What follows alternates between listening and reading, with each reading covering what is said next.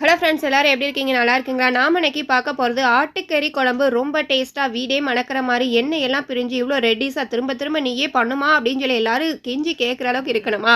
So கண்டிப்பாக வந்து இது உங்களுக்கு யூஸ்ஃபுல்லாக இருக்கும். ட்ரை பண்ணி பாருங்கள். டேஸ்ட்டும் வந்து செம்மையாக இருக்கும். நாங்கள் வந்து 1.5 கிலோ அளவுக்கு கறி எடுத்திருக்கோம். இதில் வந்து க்ளீன் பண்ணிவிட்டு கொழுப்பு மட்டுமே தனியாக எடுத்து வச்சுருக்கோம். ஸோ இப்போ வந்துட்டு கறியை மட்டுமே ஒரு பாத்திரத்தில் சேர்த்துட்டு ஒரு 100 ml அளவுக்கு வந்துட்டு எண்ணெய் சேர்த்துக்கிறோம். தேவையான அளவு உப்பும் சேர்த்து நல்லா வந்து வதக்கிக்கலாம். காரணம் பார்த்தீங்க அப்படின்னா, இப்படி எண்ணெயில் வதக்கும் பொழுது அதனுடைய டேஸ்ட் வந்துட்டு செம்மையா இருக்கும். இது வந்துட்டு என்னோட மாமியார் வந்து எனக்கு சொல்லிக் கொடுத்தது. ஃபர்ஸ்ட் வந்துட்டு கறியை வந்து எண்ணெய் நல்லா வதக்கிட்டு வேக வைக்கும் பொழுது டேஸ்ட் நல்லாயிருக்கும் அப்படின்னு சொல்லிட்டு. ஸோ அடுத்ததாக வந்துட்டு கொழுப்பை நம்ம தனியாக எடுத்து வச்சுருக்கோம் அப்படின்னா, அது வந்து உள்ளே போடும் பொழுது ஆட்டோமேட்டிக்காக மெல்ட் ஆகி வந்துட்டு குழம்பே வந்து எண்ணெய் ரொம்ப இருக்கிற மாதிரி இருக்கும். சாப்பிட நல்லா இருக்காது. அதனால தான். ஸோ எந்த அளவுக்கு வந்துட்டு எண்ணெயிலே வந்து வதக்கியிருக்கோன்னு பாருங்கள். நல்லா வந்துட்டு ஒரு 10 நிமிஷம் வரைக்குமே வந்துட்டு வதக்கி வந்திருக்கும். கலரே வந்து சேஞ்ச் ஆயிருச்சு. ஸோ அடுத்ததாக வந்துட்டு இப்போ பார்த்தீங்க அப்படின்னா, அதில் தண்ணி எல்லாமே வந்து பிரிய ஆரம்பிச்சிருச்சு. இந்த ஸ்டேஜில் வந்துட்டு அதுக்கு தேவையான அளவு அந்த கறி வெந்து வரக்கூடிய அளவுக்கு வந்துட்டு நம்ம வந்து தண்ணி சேர்த்து ஒரு பாத்திரத்தில், அதாவது ஒரு மூடி போட்டு நல்லா வந்து மூடி வச்சிடலாம், அது வெந்து வரதுக்காக.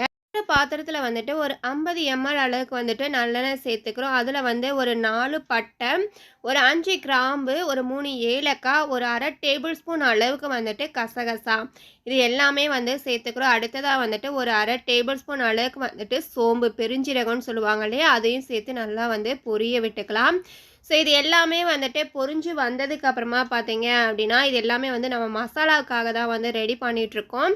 ஸோ ஒரு 3 வெங்காயம், பெரிய வெங்காயத்தை வந்துட்டு நம்ம சின்ன சைஸாக கட் பண்ணி வச்சுருக்கோம். அதையும் வந்துட்டு இது பொரிஞ்சதுக்கு அப்புறமா உள்ளே சேர்த்துக்கலாம். சேர்த்து நல்லா வதங்கி வரட்டும். ஒரு குறிப்பிட்ட வதங்கினதுக்கு அப்புறமா ஒரு ஸ்டேஜில் பார்த்தீங்க அப்படின்னா, 4 பச்சை மிளகாய் காம்பை மட்டுமே உடைச்சிட்டு, மிளகாயை உடைக்காமல் வந்து முழுசாக சேர்த்துக்கோங்க. ஸோ ஒரு 2 காம்பு அளவுக்கு வந்துட்டு கருவேப்பிலையும் வந்துட்டு உருவி உள்ளே சேர்த்துக்கோங்க. கொஞ்சம் வந்து கொத்தமல்லி தலையும் சேர்த்து நல்லா வந்துட்டு வதக்கிக்கலாம்.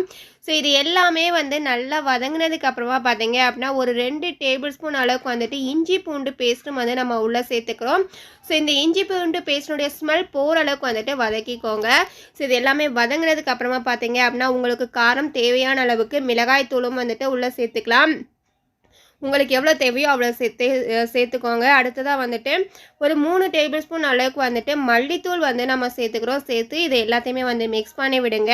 அடுத்ததாக பார்த்தீங்க அப்படின்னா, ஒரு 1/2 டேபிள் ஸ்பூன் அளவுக்கு வந்துட்டு மஞ்சள் தூளும் வந்து உள்ளே சேர்த்துக்கலாம். இது எல்லாத்தையுமே வந்துட்டு மிக்ஸ் பண்ணிவிட்டு எண்ணெயிலே தான் ஒரு 2 நிமிஷம் வரைக்குமே வந்து மிக்ஸ் பண்ணி விடுங்க. ஸோ அடுத்ததாக ஒரு 4 தக்காளி கட் பண்ணி வச்சுருக்கோம். அதையும் வந்துட்டு உள்ளே சேர்த்துக்கலாம். ஸோ தக்காளி வந்துட்டு நல்லா வந்து வதங்கி வரட்டும். கொஞ்ச நேரம் வந்துட்டு தக்காளியை மிக்ஸ் பண்ணி விட்டுட்டு ஒரு 10 நிமிஷம் பார்த்தீங்க அப்படின்னா, சிம்மில் வந்து மூடி போட்டு மூடி வச்சுட்டிங்க அப்படின்னா, எண்ணெய் எல்லாம் பிரிஞ்சு தக்காளி வந்துட்டு சூப்பராக வந்து வெந்து வந்திருக்கும். ட்ரை பண்ணி பாருங்கள். ஸோ எந்த அளவுக்கு வந்திருக்கு அப்படின்னு சொல்லி பாருங்கள். இந்த பதத்தில் பார்த்தீங்க அப்படின்னா, கறியும் வந்துட்டு நமக்கு சூப்பராக வந்துருச்சு. ஸோ கறி வெந்த ஒரு பாதி பதத்தில் பார்த்தீங்க அப்படின்னா, நம்ம வந்துட்டு உள்ளே வந்து அந்த கொழுப்பையும் சேர்த்து வேக வச்சுருக்கோம். அதை எல்லாத்தையுமே வந்து உள்ளே சேர்த்து நல்லா வந்துட்டு அந்த மசாலா எல்லாமே மிக்ஸ் ஆகிற அளவுக்கு வந்துட்டு மிக்ஸ் பண்ணி விட்டுக்கலாம். ஸோ மசாலா கறி எல்லாமே வந்துட்டு நல்லா வந்து மிக்ஸ் ஆகட்டும். ஸோ நல்லா வந்துட்டு மிக்ஸ் பண்ணி வந்ததுக்கப்புறமா பார்த்தீங்க அப்படின்னா, உங்களுக்கு வந்துட்டு எந்த பதத்துக்கு வேணும், குழம்பு வந்துட்டு ரொம்ப கட்டியாக வேணுமா, இல்லை தண்ணியாக இருந்தால் தான் எனக்கு பிடிக்கும் அப்படிங்கிறீங்களா அப்படிங்கிறத டிசைட் பண்ணிவிட்டு அதுக்கேற்றா போல் வந்துட்டு தண்ணி சேர்த்துக்கலாம். ஸோ தண்ணி சேர்த்துட்டு பார்த்தீங்க அப்படின்னா, உங்களுக்கு வந்துட்டு வெந்து வரணும் இல்லையா, அதாவது எல்லாமே மிக்ஸ் ஆகி வரணும் இல்லையா, அதுக்காக வந்துட்டு ஒரு 10 நிமிஷம் வந்து மூடி போட்டு நல்லா வந்து மூடி கொதிக்க விடுங்க. ஸோ கொதித்து வந்ததுக்கப்புறமா வந்துட்டு இந்த மாதிரி தான் இருந்துச்சு. எங்களுக்கு வந்து உப்பு கம்மியாக இருந்ததுனால இந்த ஸ்டேஜில் லைட்டாக சேர்த்துருக்கோம். ஸோ எண்ணெயெல்லாம் பாருங்கள் எந்த அளவுக்கு வந்து பிரிஞ்சு வந்திருக்கு அப்படின்னு சொல்லிட்டு. ஸோ உங்களுக்கு வந்துட்டு இன்னும் கட்டியாக வேணும் அப்படின்னா இன்னும் கொஞ்சம் நேரம் வந்துட்டு மூடி போட்டு மூடிக்கோங்க. இல்லை எனக்கு இதுவே போதும் அப்படின்னா ஆஃப் பண்ணிக்கோங்க. ஸோ உப்பு காரம் எல்லாமே வந்து செக் பண்ணியிருக்கோங்க. டேஸ்ட்டு வந்துட்டு செம்மையாக இருக்கும், கண்டிப்பாக சொல்கிறேன். ஸோ நீங்களும் வந்து வீட்டில் ட்ரை பண்ணி பாருங்கள். இது போல் வீடியோஸ்க்கு நம்முடைய சேனல் வந்துட்டு மறக்காமல் சப்ஸ்கிரைப் பண்ணி சப்போர்ட் பண்ணுங்கள்.